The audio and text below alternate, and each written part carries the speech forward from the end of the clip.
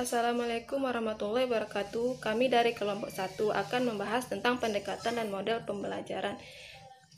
Saya akan membahas salah satu pendekatan pembelajaran, yaitu pendekatan konstruktivisme. Sebelum membahas lebih lanjut tentang pendekatan tersebut, terlebih dahulu kita mengetahui apa itu pendekatan. Pendekatan adalah suatu jalan yang akan ditempuh oleh guru atau peserta didik untuk mencapai tujuan pembelajaran. Selanjutnya saya akan menjelaskan tentang pendekatan konstruktivisme. Pendekatan konstruktivisme adalah pendekatan dalam pembelajaran yang lebih menekankan pada tingkat kreativitas siswa dalam menyalurkan ide-ide baru yang dapat diperlukan bagi pengembangan diri siswa yang didasarkan pada pengetahuan. Jadi, pendekatan ini lebih menekankan pada tingkat kreativitas siswa dalam menyalurkan ide-ide dalam proses pembelajaran, yang dimana dimaksudkan bahwa pendekatan ini lebih memfokuskan kepada siswa sebagai pusat dalam proses pembelajaran, atau disebut juga sebagai student center.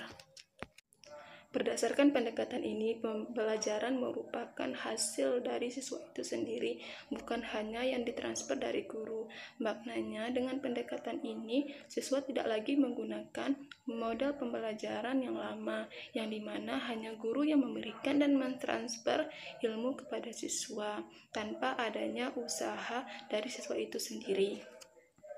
Pada pendekatan ini, siswa diberdayakan oleh pengetahuan yang ada pada diri mereka. Kelas yang menggunakan pendekatan konstruktivisme ini, gurunya tidak mengajarkan bagaimana penyelesaian masalah, tetapi gurunya memberikan masalah tersebut dan mendorong siswa supaya mereka dapat menyelesaikan masalah tersebut dengan cara mereka sendiri.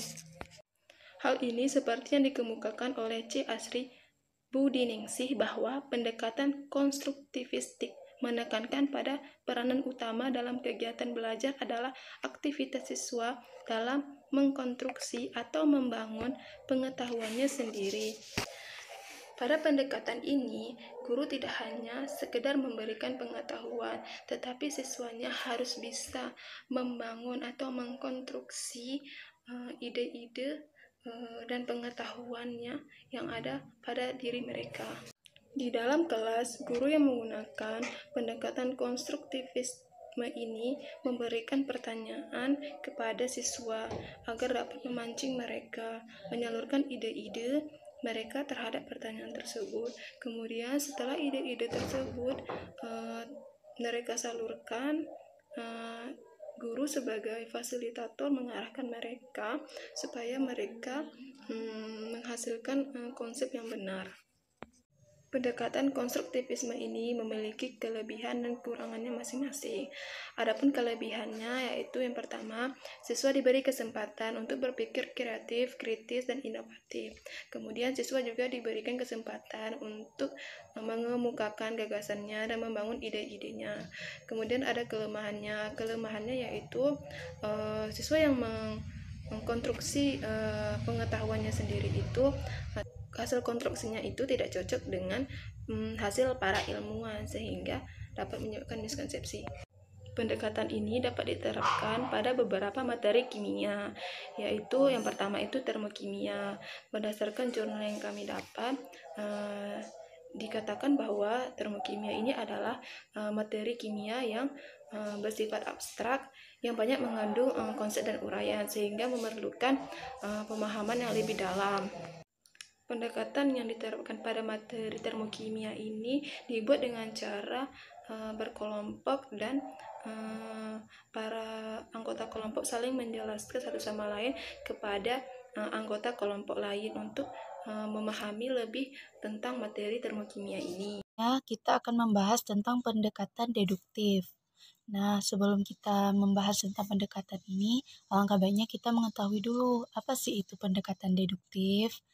Pendekatan deduktif adalah suatu proses penalaran yang bermula dari keadaan umum ke keadaan khusus, dengan menyajikan aturan, prinsip-prinsip umum diikuti dengan contoh-contoh khusus. Nah, contohnya yaitu misalnya seorang guru memberi materi tentang konsentrasi larutan kepada siswa. Pada awal pembelajaran, guru memberikan definisi tentang konsep materi mengenai konsentrasi larutan dan rumus untuk mencari konsentrasi larutan. Kemudian, guru menerapkan rumus tersebut pada beberapa soal. Selanjutnya, guru memberikan beberapa tugas kepada siswa yang sesuai dengan contoh yang diberikan. Tugas ini bertujuan untuk mengukur pemahaman siswa mengenai materi yang disampaikan.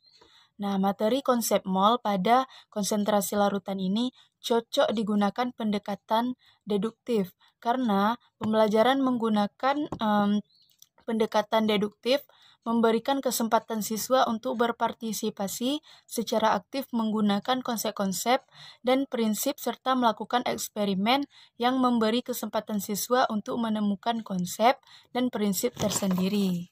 Pendekatan deduktif ditandai dengan pemaparan konsep, definisi, dan istilah-istilah pada bagian awal pembelajaran yang disampaikan oleh guru. Nah, pendekatan deduktif ini dilandasi oleh suatu pemikiran bahwa proses belajar akan berlangsung dengan baik bila siswa telah mengetahui wilayah persoalan dan konsep dasarnya. Adapun kelemahan dari pendekatan deduktif ini yaitu siswa cenderung bosan dengan pembelajaran karena siswa langsung menerima konsep dari guru dengan minimnya kesempatan menemukan konsep sendiri oleh siswa itu. Nah, yang kedua itu ada konsep cenderung sulit diingat baik oleh siswa. Selanjutnya kelebihan dari pendekatan deduktif. Adapun kelebihan dari pendekatan ini yaitu tidak memerlukan banyak waktu, tidak memerlukan banyak perlengkapan, dan sifat dan rumus yang sudah diperoleh oleh siswa dapat langsung diaplikasikan pada soal. Model pembelajaran problem based learning atau PBL ialah model pembelajaran yang berbasis masalah. Dapat diartikan sebagai rangkaian aktivitas pembelajaran yang menekankan pada proses penyelesaian masalah yang dihadapi secara ilmiah. Karakteristik dari proses model pembelajaran problem based learning ini ialah yang pertama, belajar dimulai dengan suatu masalah. Yang kedua, memastikan bahwa masalah yang diberikan berhubungan dengan dunia nyata peserta didik. Yang ketiga, mengkoordinasikan pelayanan seputar masalah. Yang keempat, memberikan tanggung jawab yang besar kepada pembelajar dalam membentuk dan menjalani secara langsung proses mereka sendiri. Yang kelima, menggunakan kelompok kecil. Yang keenam, menuntun pembelajar untuk mendemokrasikan apa yang telah mereka pelajari. Dalam model pembelajaran problem based learning ini juga terdapat sintak pembelajaran atau sintak pembelajaran. Sintak pembelajaran adalah sistem atau susunan yang berupa langkah-langkah teratur yang berfungsi sebagai agenda terperinci pembelajaran yang akan dilakukan oleh pendidik atau peserta didik. Selanjutnya, penerapan model pembelajaran problem based learning. Yang pertama, pada materi ikatan kimia. Menurut Syaribuddin, penerapan model pembelajaran problem based learning dengan media audio visual pada materi ikatan kimia terdapat penguasaan konsep dan berpikir kritis peserta didik SMA Negeri 1 Panga. Jurnal Pendidikan Sains Indonesia volume 4 nomor 2 halaman 96 sampai 105 tahun 2016. Yang kedua, pada materi stoikiometri. Yang ketiga, kimia unsur. Assalamualaikum warahmatullahi wabarakatuh. Nama saya Irhamna Putri Biska. Nah, di sini saya akan menjelaskan tentang model pembelajaran kooperatif, yaitu model pembelajaran kooperatif adalah model pembelajaran yang menggunakan kelompok-kelompok kecil. Nah, di dalam kelompok-kelompok kecil itu terdiri dari 4 sampai 5 peserta didik yang tergabung di dalam kelompok kecil tersebut. Tujuan dibentuknya kelompok kecil itu ialah untuk memaksimalkan pembelajaran yang diberikan oleh guru tersebut.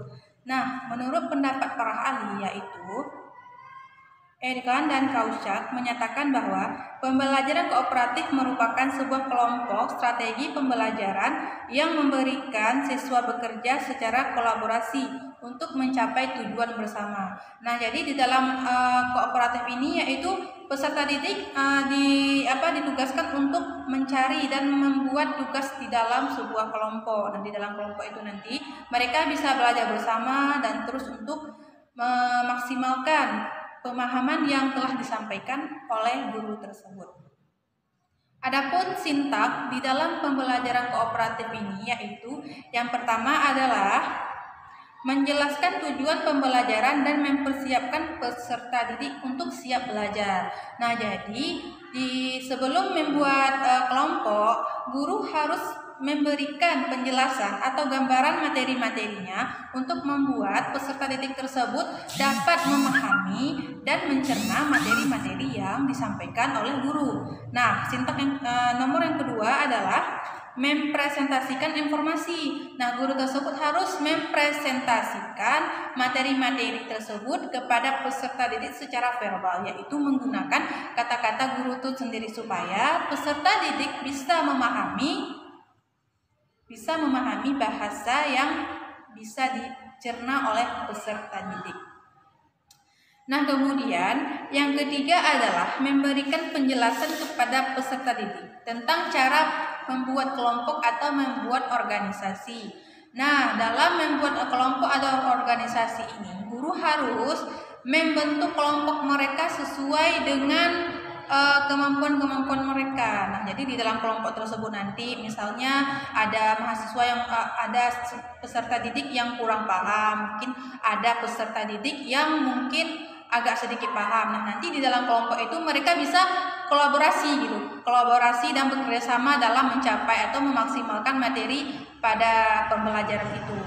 Nah, sintak yang keempat adalah membantu tim-tim belajar selama peserta didik berdiskusi. Nah, guru tersebut harus membantu peserta didik dalam berdiskusi dan menjelaskan apa-apa saja yang mereka tanyakan kepada guru tersebut. Nah, dalam mempertanyakan apa yang tidak dimengerti oleh peserta didik ini adalah tujuannya untuk peserta didik ini supaya dapat mengerti dan mengerjakan tugas-tugas mandiri yang diberikan kepada peserta didik tersebut. Nah, gitu ya. Kemudian menguji pengetahuan peserta didik mengenai berbagai materi pembelajaran atau kelompok-kelompok mempresentasikan hasil kerjanya. Sesudah membuat kelompok, memperjelaskan materi, terus mengerjakan tugas-tugas yang diberikan oleh guru tersebut, kelompok-kelompok atau salah satu perwakilan dari kelompok tersebut itu harus mempresentasikan kerja mereka. Apa yang telah mereka kerjakan di dalam kelompok kecil tadi itu harus mereka presentasikan ke depan kelas agar kawan-kawan semua, guru dan teman-teman kelompok semua bisa mengetahui apa hasil dari kinerja-kinerja mereka dan bisa mengajukan pertanyaan atau sanggahan dari materi-materi yang telah mereka presentasikan tadi ke depan. Nah, lalu penerapan model kooperatif ini itu sesuai jurnal-jurnal yang telah kami teliti itu ada 3, tapi masih banyak jurnal-jurnal yang lain. Cuman kami hanya mengambil 3 penerapan atau materi yang bisa diterapkan dalam model kooperatif ini, yaitu yang pertama adalah materi hidrokarbon. Nah, dalam materi hidrokarbon ini peserta didik itu bisa memaksimalkan apa saja yang ada di dalam hidrokarbon itu. Apapun di situ subbabnya nanti bisa dibagikan nanti sesuai dengan guru-gurunya juga. Kemudian reaksi redoksnya. Dalam reaksi redoks ini mungkin kebanyakan di waktu saya baca di jurnal itu kebanyakan peserta didik itu kurang mengerti dalam reaksi redoks. Mungkin dalam membentuk kelompok kecil dalam mempelajari reaksi redoks itu bisa meningkatkan pemahaman dan kepahaman peserta didik dalam membuat materi, memahami, membuat tugas dan terutama untuk ulangan mingguan gitu ya. Kemudian ikatan kimia. Nah, ikatan kimia ini juga sedikit rumit ya, karena seperti saya baca di jurnal yang saya temukan ini, itu peserta didik kurang bisa atau miskonsepsi di dalam ikatan kimia tersebut. Nah, jadi penerapan materi yang bisa diterapkan dalam model kooperatif ini yaitu tadi ada 3 ya, hidrokarbon, terus reaksi redoks, sama ikatan kimia. Nah, jadi disitulah penerapannya. Nah, sekian penjelasan dari saya. Wabillahi taufiq wal hidayah. Wassalamualaikum warahmatullahi wabarakatuh.